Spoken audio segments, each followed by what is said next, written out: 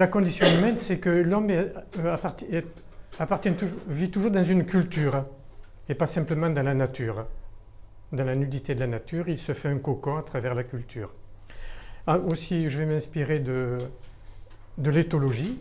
L'éthologie, c'est la science de l'animal dans son comportement naturel, dans son milieu naturel. Comment vit le loup, l'ours, les oiseaux, etc. Et la psychanalyse. Puis un petit peu de sociologie là-dedans. Voilà. Parce que quand on commence à étudier, ben, il y a certains qui ne s'arrêtent pas. Je suis de ceux-là. Alors c'est bien parce qu'à la retraite, il y a toutes ces approches qui peuvent former comme un tableau impressionniste, où on s'inspire de beaucoup de choses pour pouvoir faire un tableau de notre réalité en prenant un peu de recul, comme les tableaux impressionnistes. Bon, donc pour aborder la vérité, ben d'abord il faut saisir ce que c'est que la condition humaine. Sinon, on passe à côté des véritables enjeux. Parce qu'on verra que l'enjeu de la vérité, c'est à la fois le fondement de notre vie psychique.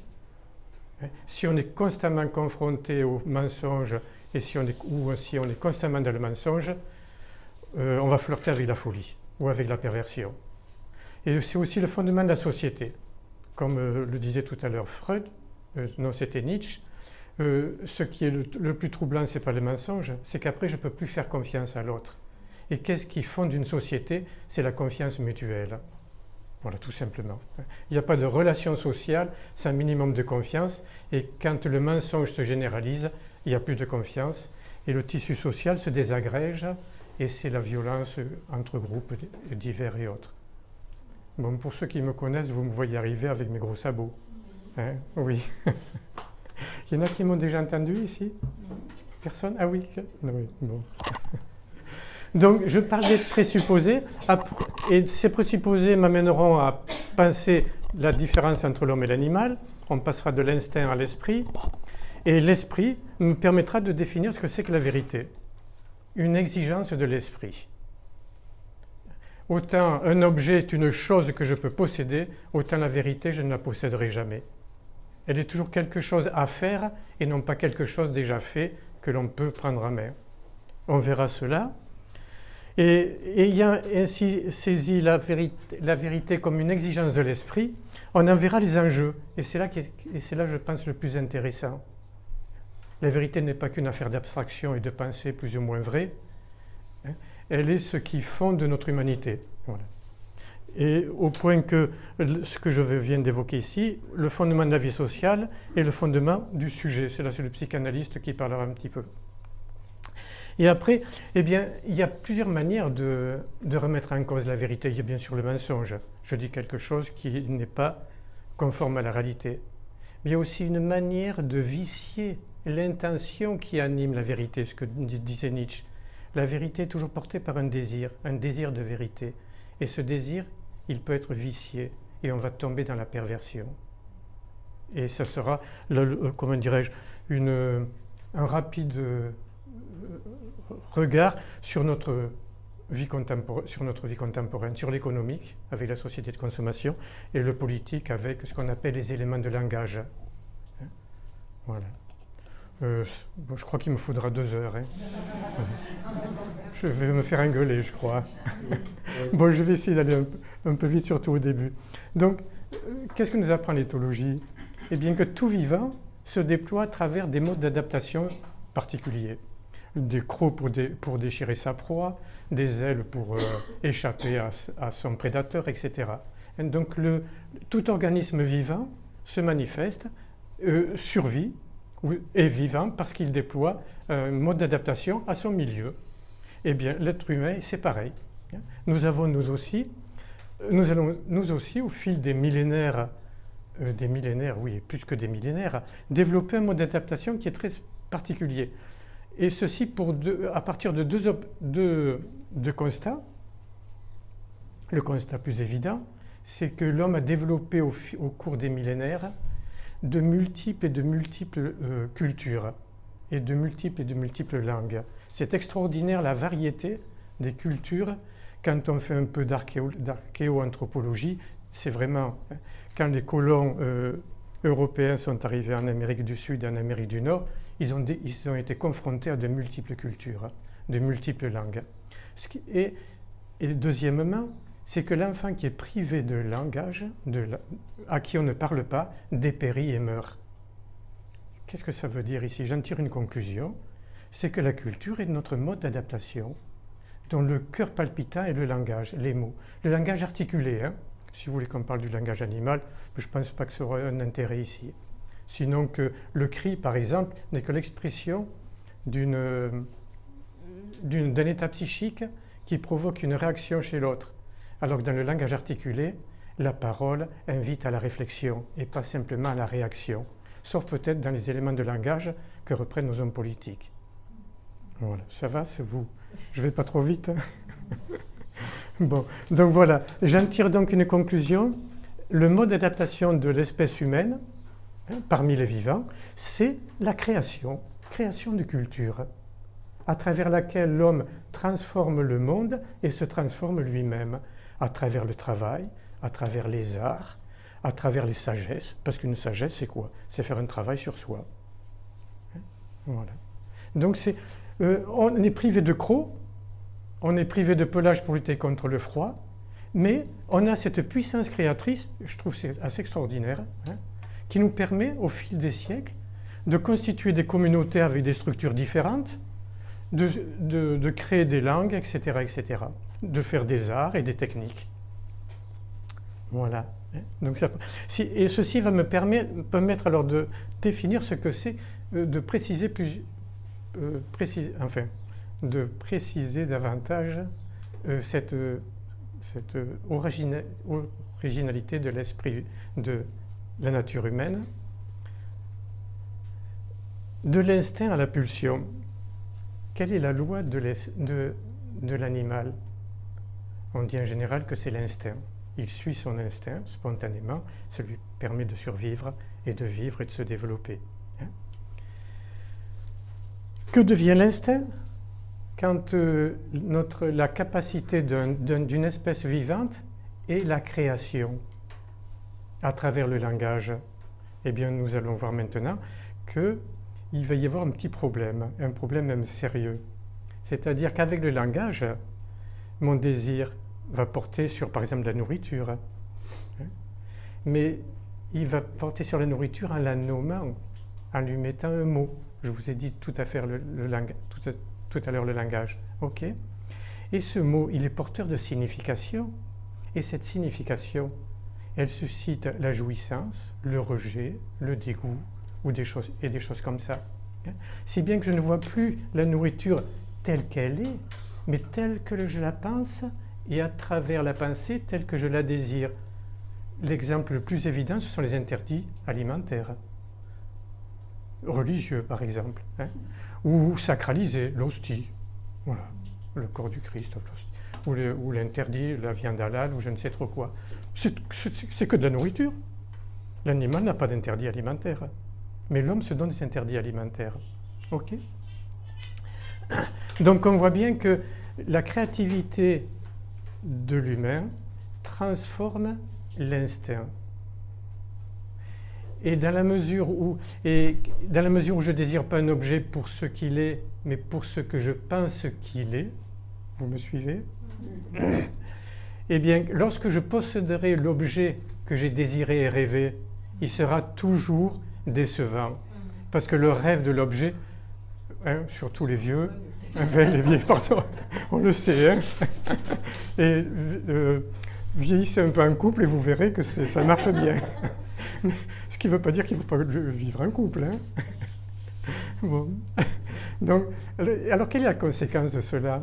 Si l'objet possédé n'est pas à la hauteur de l'objet rêvé, eh bien, c'est que dès que j'aurai l'objet possédé, une déception va s'insinuer et je vais me mettre à rêver autre chose. Si bien que l'instinct n'a plus de limite, il ne se satisfait plus de son objet, il devient sans limite. Et ça, c'est le point, je crois, important. Et ça, c'est dangereux. Parce que si mon désir est de posséder, ben, je vais faire tout pour accumuler de manière obscène l'argent. Bon. Ou si j'ai une pulsion sexuelle débordante, je vais sauter sur la première qui passe. Ou le premier, pardon. Oui, exactement. Vous voyez mon a priori macho. Ou inverse, je ne sais plus.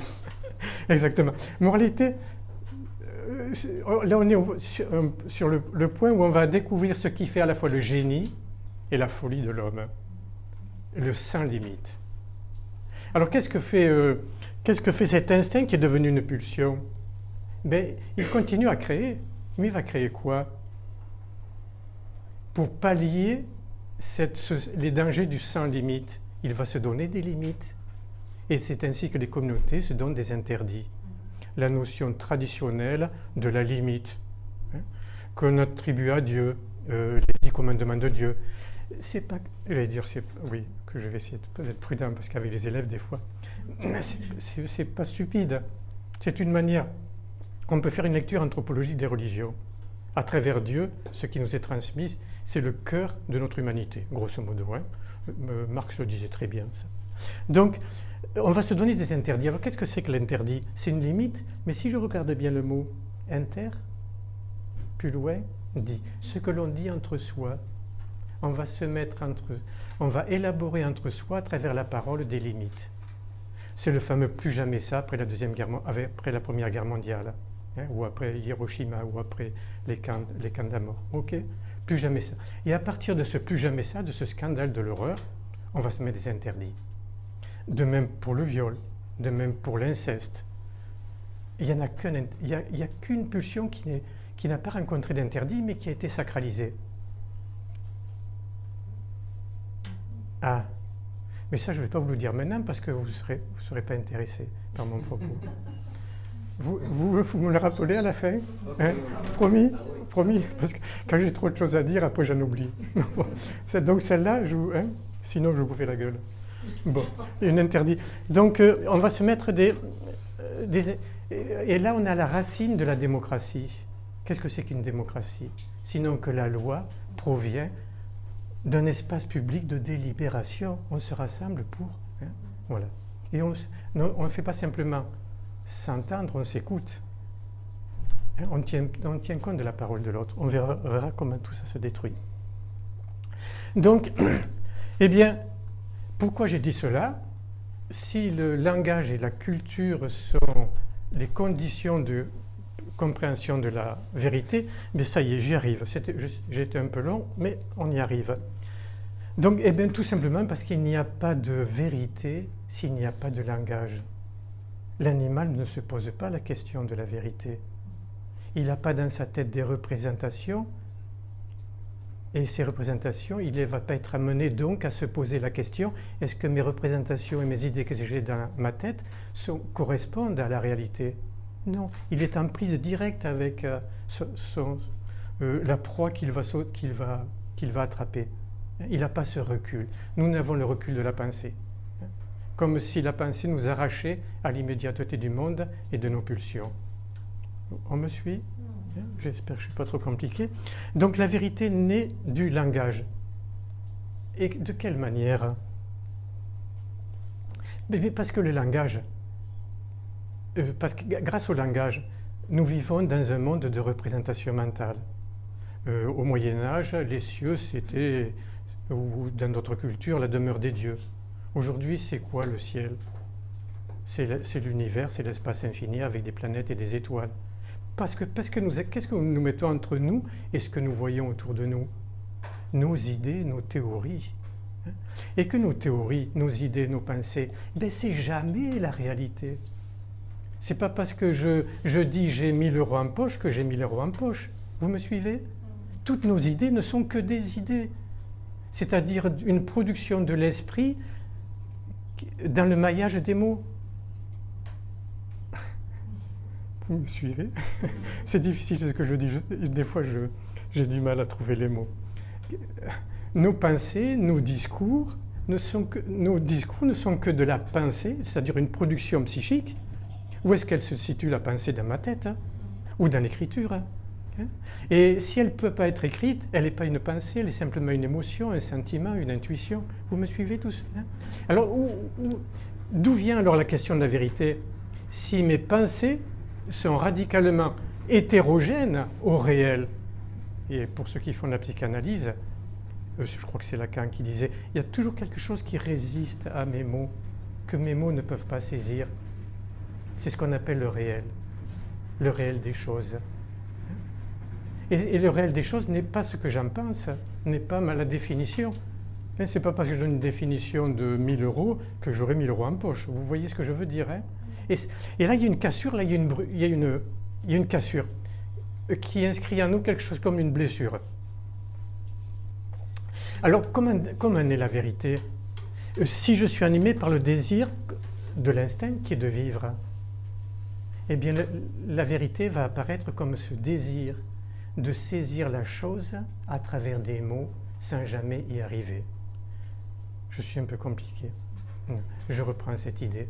Dans la mesure où le monde m'échappe et où je n'ai à ma disposition que les mots pour le saisir.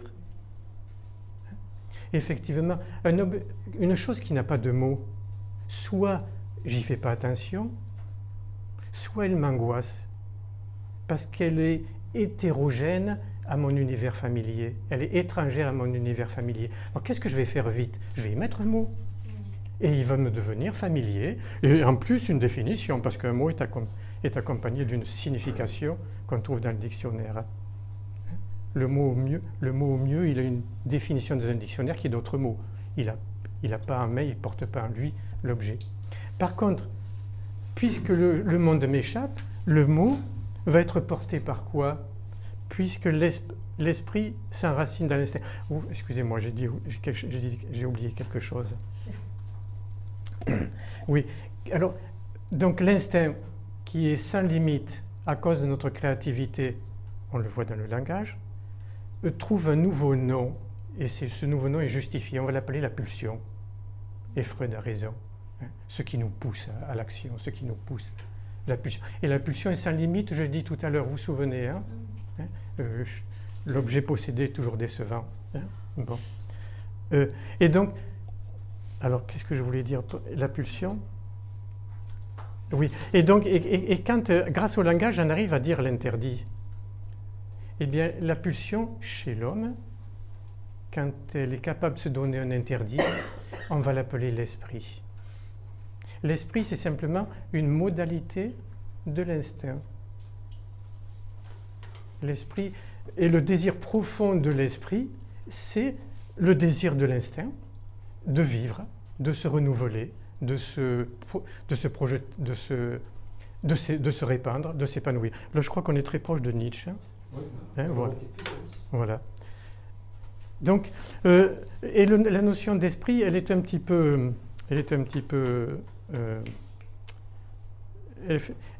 suscite souvent des erreurs parce qu'on a l'impression que l'esprit, c'est l'abstraction. Ce sont des valeurs éthérées, ce sont des valeurs qui n'ont pas de contact avec la vie.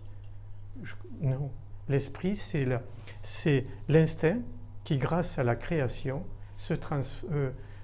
produit sa propre transformation à travers le langage pour devenir l'esprit. Si bien que, et cet esprit qui se tourne vers le monde, lorsque je désire, par exemple, je fais un projet d'avenir, hein, être prof de philo, tiens, même si ça m'est arrivé par hasard, hein, je sens bien que cette chose-là ne m'appartient pas encore. Hein. Donc je vais avoir le désir d'être prof de philo. Alors d'abord, la vérité, c'est d'abord un désir. Désir peut-être de... à travers la vérité est toujours cachée par un désir. Désir de comprendre. Désir de saisir l'objet. Désir de comprendre ma partenaire, par exemple. Voilà. Et avant d'être une idée, la vérité est toujours portée par un désir. Et ce désir s'enracine profondément dans les profondeurs de notre psychisme, notre instinct de survie, de vie. La preuve, on le verra après, hein, fondement de la vie sociale et fondement de l'équilibre du sujet. Donc des vérités et des méthodes. Alors, si la vérité est une exigence, un désir de s'ouvrir au monde, de faire des projets, etc., eh bien, suivant l'intérêt de l'objet que prend la vérité, par exemple un récit, le récit d'un événement, elle va s'adapter, elle doit être construite, cette vérité, sinon elle n'est qu'une opinion.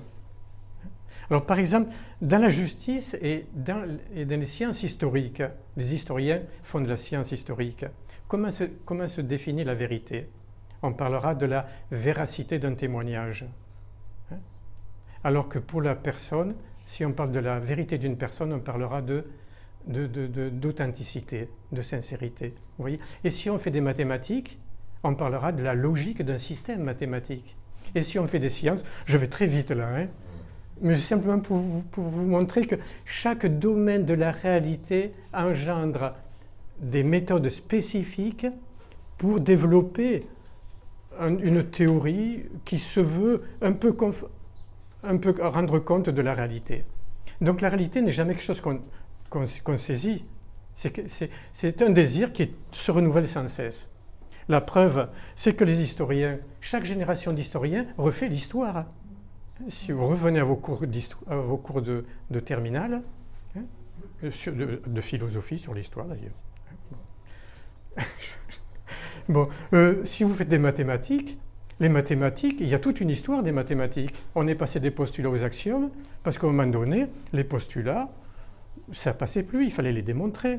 Donc on répondait à une exigence de logique qui définit la vérité. Les sciences, par exemple, les sciences de l'espace, comment on appelle ça, pas la cosmologie, la géométrie, l'astronomie, merci. L'astronomie, pourquoi je voulais dire? Oui, la théorie d'Einstein est déjà dépassée. Chaque chercheur ne recherche que parce qu'il a la conscience des limites de ses connaissances. Et si une théorie scientifique ne reconnaît pas ses limites, ce n'est plus une théorie scientifique, c'est une croyance. Ok? Et on est toujours plus ou moins une croyance. La preuve, c'est que comment il s'appelle, Einstein a suscité pas mal de réactions avant qu'il soit accepté, parce qu'il remettait en cause Newton, qui était devenu une sorte de croyance banalisée. Hein. Et au niveau du sujet aussi, c'est pas parce que vous avez fait une psychanalyse que vous connaissez. Hein. Qui peut dire qu'il se saisit lui-même? Hein. Simplement, la fin d'une psychanalyse, c'est qu'on n'en a plus besoin. Un peu comme l'enfant qui abandonne un jouet pour passer à un autre jouet. Il n'y a pas de psychanalyste ici, sinon je vais me faire engueuler là. Hein. Mais il faut désacraliser les choses, hein. Voilà, je pense. Parce que dans la psychanalyse, il y a à prendre et à laisser. Hein. Bon, des vérités et des méthodes.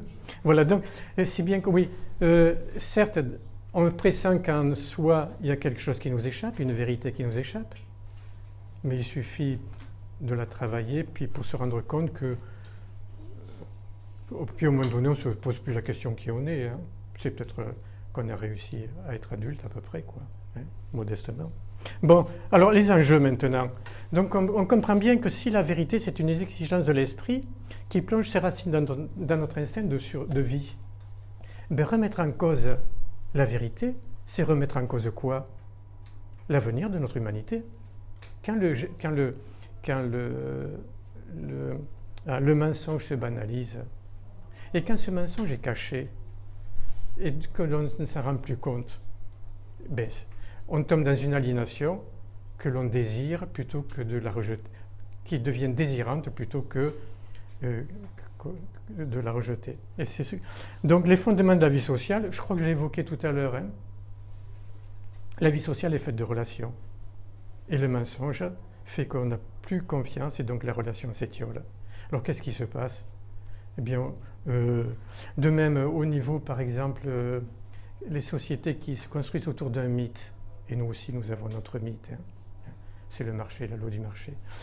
Si le mythe est détruit par comme dans les colonisations, par une intervention extérieure, eh bien c'est une représentation commune qui s'effondre et les gens n'ont plus ce lien entre eux, puisque ce qui les représentait, ce qui les liait, une représentation du cosmos s'est effondrée. Et on voit donc des cultures, des peuples qui tombent dans la violence. Et on peut peut-être aujourd'hui comprendre pourquoi les anciennes colonies en Amérique du Sud, en Afrique, tombent dans des abîmes de violence. Hein, parce qu'il y a quelque chose qui a été brisé. De même, l'équilibre du sujet, mais, si vous mentez constamment à un enfant, vous allez en faire soit un pervers, soit un fou. Hein. Il n'arrivera pas à accéder à lui-même. Donc, maintenant, je vais montrer une autre perversion plus subtile. Ici, il n'est pas simplement question de mensonge, dire quelque chose qui n'est pas conforme à ce que nous pensons habituellement. Ah oui, parce que quand on dit que la vérité, c'est un discours conforme à la réalité, non. Et là, on le doit à Heidegger. La vérité, c'est un discours conforme à ce que nous pensons habituellement de la réalité. Vous me suivez? Donc chaque culture a ses propres réalités.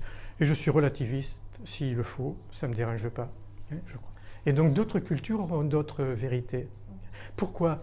Parce que c'est très simple. À travers la culture, le réel, nous ne le voyons pas. Qu'est-ce que nous voyons? Hein? C'est pareil, hein? Et là, je mets le réel. Qu'est-ce que nous voyons? Ce que ma culture me permet de voir, un peu comme des lunettes de soleil qui donnent une tonalité au paysage que je vois. Vous me suivez? Donc on ne voit jamais le réel qui nous échappe. Et on a compris ce que je voulais dire. Bon. Donc quand ce qui est perverti, ce n'est pas le mensonge, ce n'est pas simplement dire un événement qui n'a pas eu lieu, c'est pervertir le désir qui anime la vérité.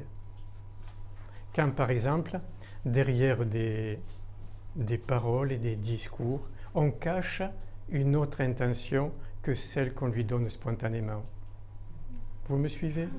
Par exemple, les éléments de langage de nos politiques. C'est un terme récent, il n'a pas 20 ans. Au lieu de discuter fondamentalement sur la vision de la société qu'on veut avoir, on réduit le discours politique à quoi?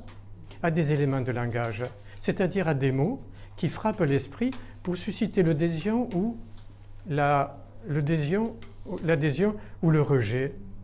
On retombe dans le langage animal. Au lieu de donner une parole, au lieu de donner des arguments et des analyses pour forger ensemble une vision de la société dans laquelle chacun aura participé, on développe des éléments de langage. Alors comme éléments de langage, le CNR, vous savez ce que c'est? Comité national de la résistance, hein, qui a mis en place un État social, pas un État-providence, c'est Macron qui fait un État-providence en ce moment, un État social. Et qu'est-ce qu'en a fait Macron?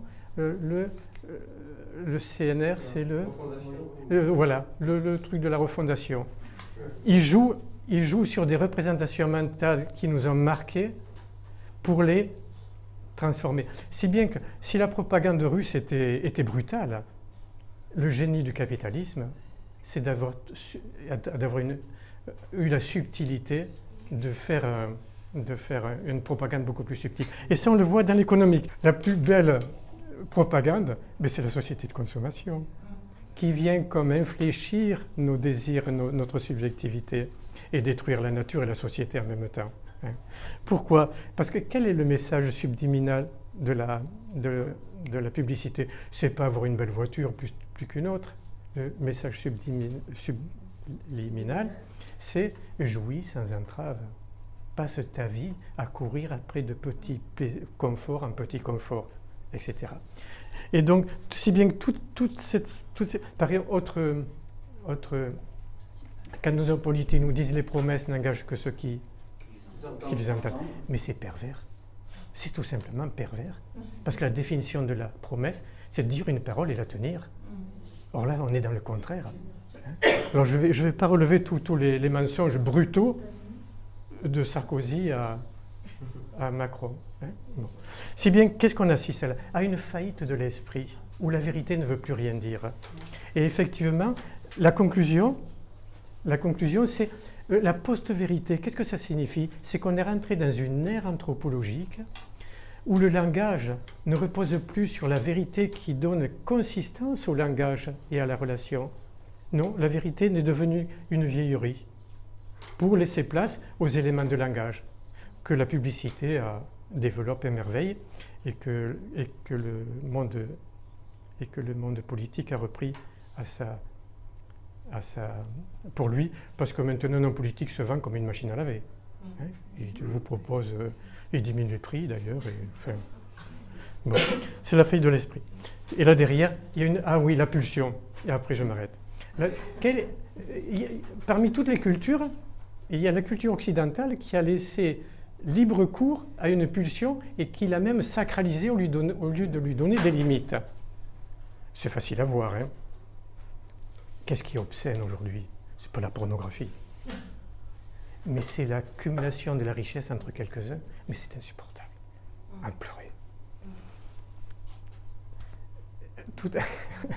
Toutes les cultures se sont donné des limites. On délimite la pulsion. La pulsion sexuelle, c'est pas parce qu'il y a l'interdit de l'inceste et du viol qu'on ne peut pas inventer avec sa propre vie sexuelle avec des compagnons ou avec des compagnons. Hein. Vous me suivez? Et donc, ce qui veut dire que l'interdit, il n'est pas nul. C'est ça qui nous arrache à nous-mêmes pour nous faire entrer dans la liberté. Alors, quel est l'interdit? Quelle est la pulsion qui n'est pas interdite, mais qui est sacralisée depuis en tout cas la Révolution française, avec la Déclaration des droits de l'homme et du citoyen de 1789? La propriété privée, exactement. Et là, on s'est fait avoir, tout simplement. Les bourgeois ont vu la propriété privée, c'est quoi? C'est l'appropriation par l'argent des biens, des corps, de l'énergie, de la richesse. Et du vivant, exactement. Hein, voilà. Et donc, en sacralisant la propriété privée qui est dite, je ne sais plus les termes dans la Constitution, dans la Déclaration des droits de l'homme, naturelle et imprescriptible, eh bien, on ouvre la porte et aujourd'hui, on en voit les conséquences. Les conséquences sont vraiment dramatiques. Il y a 5 millions de personnes en France qui ne mangent pas à leur faim. On est retourné au tiers-monde. Parce qu'on a tous besoin de s'approprier un espace. Ça constitue même notre... Pourquoi l'adolescent met sur les murs de sa chambre des posters? Parce qu'il lui faut un espace pour s'approprier. Et si vous avez bossé votre maison, c'est normal que vous la possédiez. De même, avoir une activité sexuelle, c'est normal. Et l'interdit du viol ne vous empêche pas.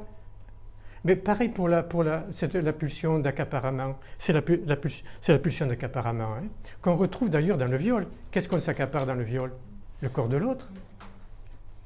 Et donc, cette pulsion d'accaparement, avec la propriété privée, sacralisée, on a fait sauter les verrous. Je sais quoi, à Madagascar, j'ai un copain qui est allé travailler là-bas, il me dit que quand quelqu'un devient trop riche, on lui coupe la tête. Bon, société traditionnelle, au moins ils ne prennent pas de... Hein, voilà.